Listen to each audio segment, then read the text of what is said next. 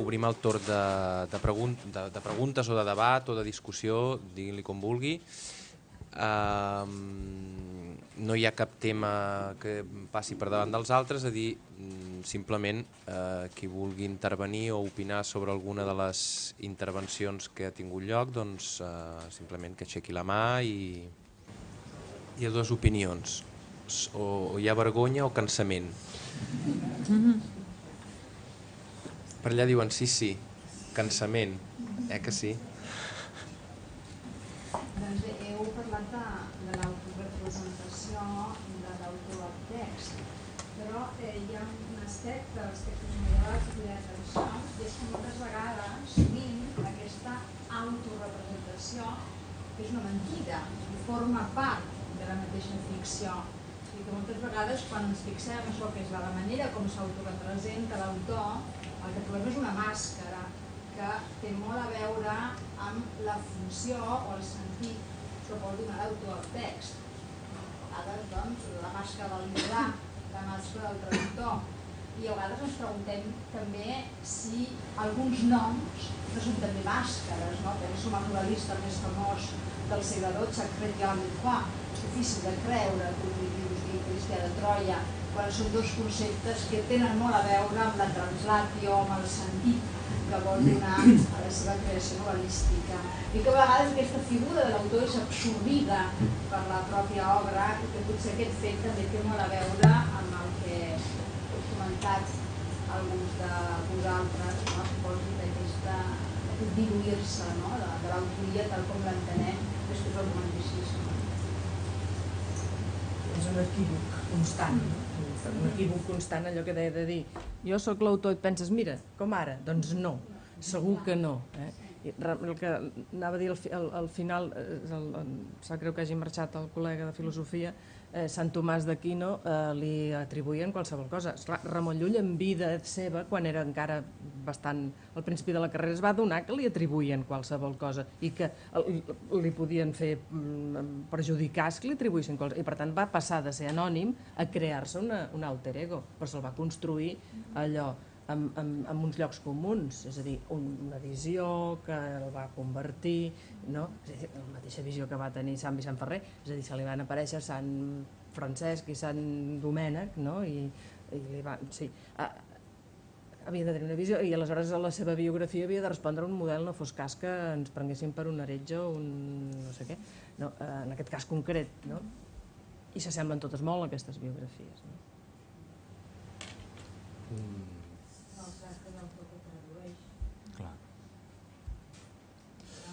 Solo... La mentida o equívoc són dues paraules molt des de la visió d'avui en dia, no valen per l'automotival. Sí, la construcció, la representació de la figura de l'autor com una màscara darrere de la qual es parapeta l'individu. Sí, però això no té res de mentida. No, entre cometes, no? És a dir, una construcció de la pròpia ficció, aquesta idea que la figura de l'autor d'alguna manera s'absorbida, no? Per atorgar-se prestigi, sense més, moltes vegades, no? El mateix tractat del monjo Teòfil, un nom artístic, diguem-ne, no? Sí, o la figura del creador que es disfressa de traductor i que fa veure que tradueix quan no tradueix. L'exemple que citava el llibre trobat. Un breve comentario en relación a este problema. Pasa igual cuando se intenta saber quién es el autor de un texto teatral, que quizás todavía es más problemático, porque un texto teatral, el dueño de la comedia, el dueño de la compañía, el que lo representa, se considera el autor, porque hace vivo el texto y intervienen elementos gestuales, el propio espacio del corral de comedia. En ese sentido hay una cierta lucha en torno a qué es un autor teatral. Y Lope de Vega, cuando publica sus comedias, se defiende diciendo que está intentando evitar que le atribuyan otras que han sido representadas con su nombre sin ser de su autoría. En ese sentido sí que hay una utilización, una manipulación, pero es deliberada también porque el dueño de la compañía está interesado en que aparezca de una manera destacada un determinado autor, ¿no? lo cual sí que hay cierto juego en la representación, también porque interesa, igual que el libro perdido y encontrado. Va a ser una tradición fascinante también. De pronto todo el mundo encuentra libros que son fantásticos y que revelan prácticamente todo, incluido algunos que sí son engaños deliberados, pero son imposturas que forman parte del juego de relaciones que en ciertos casos ocurre. Estoy pensando en los libros del Sacromonte de Granada, que es muy tardío, pero que es un juego muy interesante de falsificación que permitió un reconocimiento por parte de una comunidad como es la morisca. Entonces, en ese juego realmente interesado puede haber mucho más en el uso del autor de lo que podemos pensar en un primer momento. I no és curiós, justament per això que estem dient, que justament efectes econòmics, que semblaria la primera sortida, és a dir, hi hagi d'una banda la protecció de l'obra intel·lectual, en certa manera, o del prestigi de l'autor, o fins i tot de la seguretat personal de l'autor, perquè segurament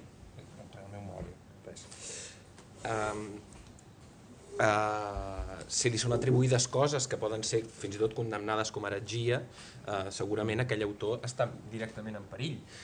Per tant, hi ha una certa mena de protecció intel·lectual que no té caràcter econòmic, sinó que té caràcter estrictament intel·lectual, no allò que dèiem. I en canvi, el que seria més directament econòmic, com podria ser una invenció d'una politja, tot plegat, això queda absolutament al marge, queda absolutament desplaçat de qualsevol intent de mercadeig o de jugar amb l'autoria de...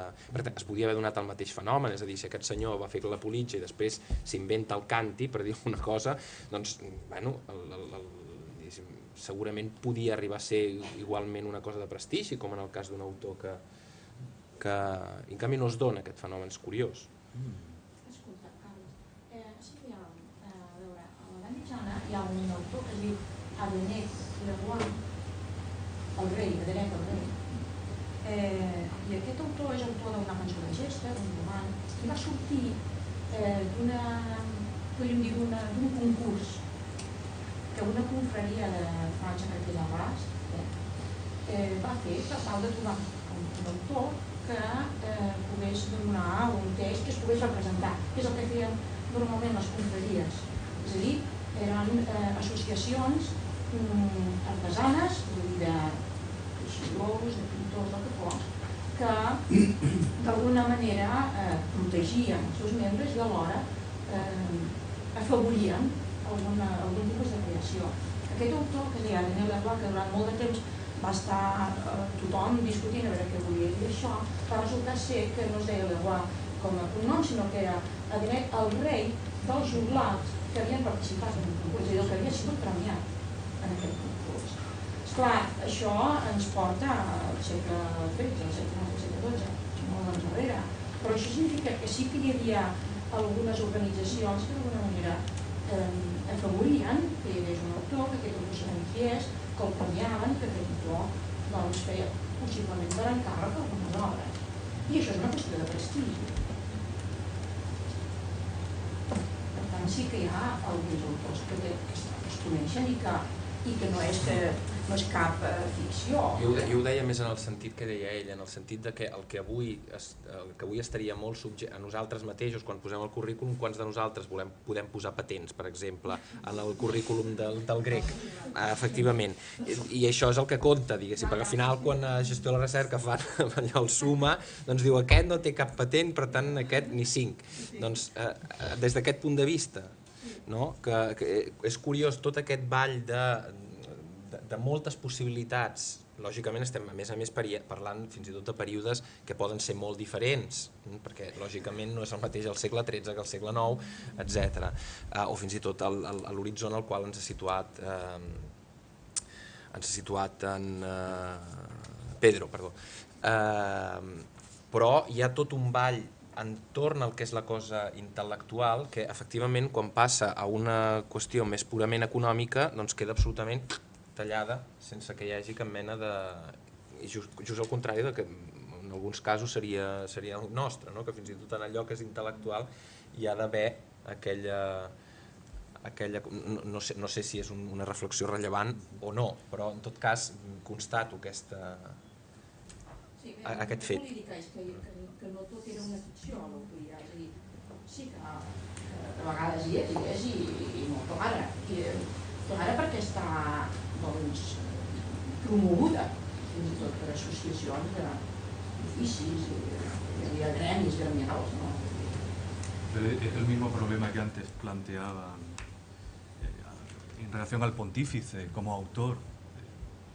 En cierto modo la cofradía actúa y recibe cuando, por ejemplo, están esas figuras en las cuales el autor está entregando el manuscrito, no es mera retórica, está devolviendo algo que en cierto modo ha recibido. En la relación de patronazgo, en algunos casos, en los prólogos, lo sorprendente es que el autor no es el autor de la obra, es el cauce a través del cual la obra llega a quien realmente toca. En bien de la República. En bien de la República debe publicarse este libro. Y digamos, el mecenazgo conlleva unas relaciones muy diferentes. Si entramos en ese mundo realmente de prestigio, quizás estemos jugando con otros valores que no son los económicos. Realmente muy pocos autores pueden conseguir un beneficio económico del libro. Lo reciben indirectamente del patrocinio. El caso de una cofradía puede ser muy interesante porque realmente patrocina directamente.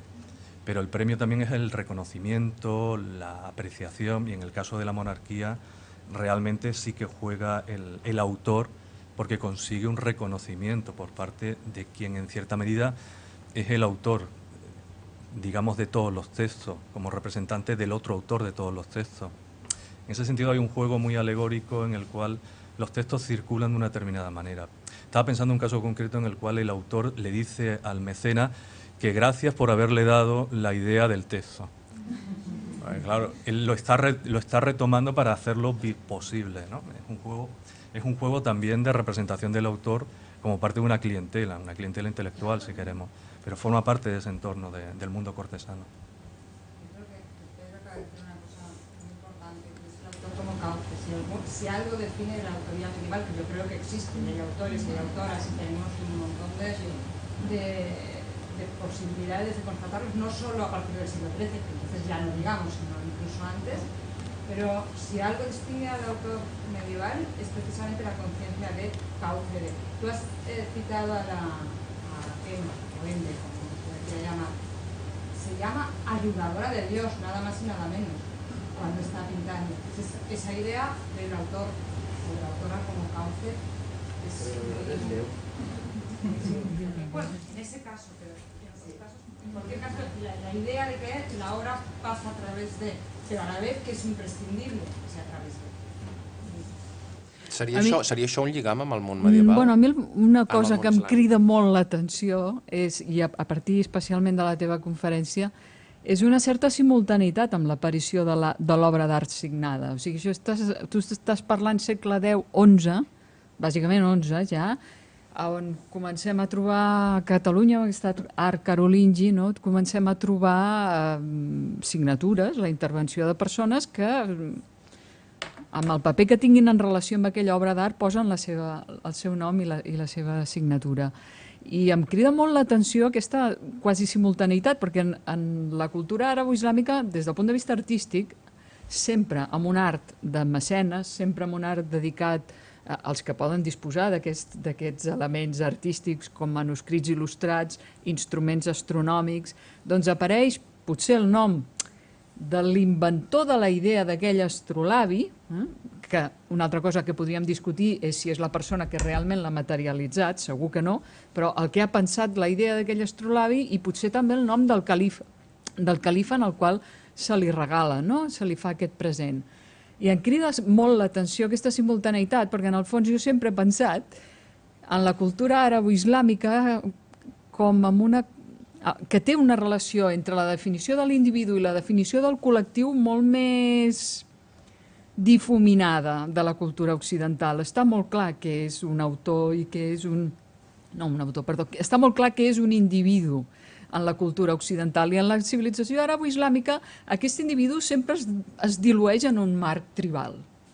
A mi no m'estranya gens que una invenció tecnològica com pugui significar la invenció o l'aplicació de determinat sistema de regadiu introduït pels berbers a la zona de Múrcia, doncs evidentment que no porta cap mena de signatura, perquè això és un col·lectiu tribal que s'inventa una sínia o que s'inventa un molí d'aigua i que té una tradició mil·lenària en el qual doncs, és tota la tribu la que ha inventat i ha utilitzat aquest sistema des de mil·lennis.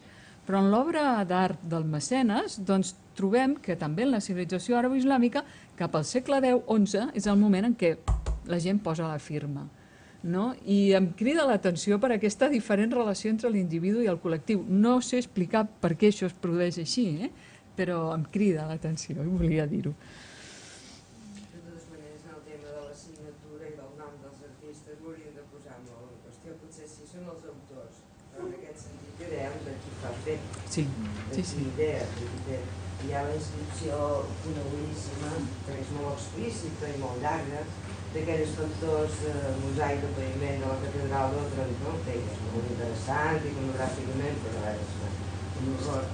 I allà hi ve el nom del bisbe que fa fer, etc., i amb tota una gran inscripció llarguíssima, i acaba esmentant que va ser fet per mà d'un personatge i que ve al costat presbiter. I evidentment no era el que posava les caseles, és a dir, és el que va tenir la idea, el promotor, el que decideix fer-ho, aquest presbiter que s'havia encarregat de dissenyar, és a dir, de pensar com, quines figures, hi ha el programa iconogràfic, i nosaltres a vegades no acaba d'anar així, i finalment, lògic, no? Qui va fer el dibuix, qui va traslladar el dibuix al paviment, qui va tenir el morter, els que van acabar posant les caseles, l'autor, i Ionates, que és el bisbe, Pantaleó, que és el presbiter, o els Tesalari, que s'embruten.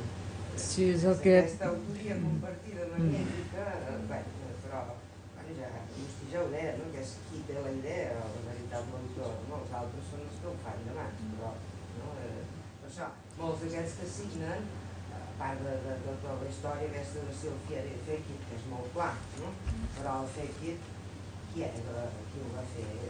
És el bisbe, és el que s'encarregava de les obres d'una església, no tenim la certesa, més que en el cas dels manuscrits, que és molt més explícit, i ja no va pintar, va copiar, aleshores sí, perquè hi ha una fórmula clara, és evident qui és, però en el cas del Fekit... Qui és l'autor de la Sagrada Família? Això sí que és un problema. I sobretot, per què la volen acabar? I per què la volen acabar? Però aquesta discriminació que apuntaves, sí que li comento jo de la ficció, que penso que s'entès malament, òbviament, que existeix una consciència d'autor i molt primerenca, ja al segle XII. Parla d'alguns textos on es construeix deliberadament una representació d'autor. Llull s'inventa la seva biografia. Però en relació amb el que deia la Mercè Justament, pensava en el mateix autor que he citat abans, Maria de Carrera, que allà està tothom esmentat, i el que ha fet clarament cadascú. És a dir, la Mecenes dona la matèria i el sentit. Jo escric, i a més ho deixo inacabat i que es precisa el continuador on comença i on acaba, perquè no es confongui en cap moment que és obra d'un i que és obra de l'altre. Estem al segle XII, que és perfectament compatible una cosa amb l'altra. No ho sé si podríem seguir parlant molt, perquè el tema em sembla que ha donat molt de sí, com la... Exacte, els canapés estaran ja congelats. Com la sessió... Estan aquí o estan a baix? Baix. Sí, efectivament. Dues coses. En primer lloc, agrair a la Maria Àngeles que finalment ha pogut venir i ha sortit sana i estàlvia, sembla ser, d'aquesta reunió infernal sobre el màster de secundària. En segon lloc, agrair-vos a tothom que la paciència, perquè a vegades ens donen el micro i no el deixem anar.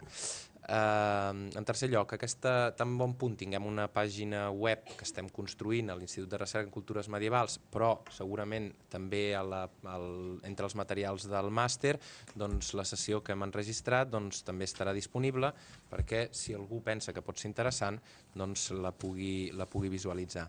I en quart i darrer lloc, i per acabar, us agrairíem a tots aquells que vulgueu que ens acompanyeu us presentem la seu de l'IRCUM i doncs bé, vam comptar 40, més o menys som aquests, és a dir, que una gota de cava per cap tocarà. D'acord? Moltes gràcies a tots.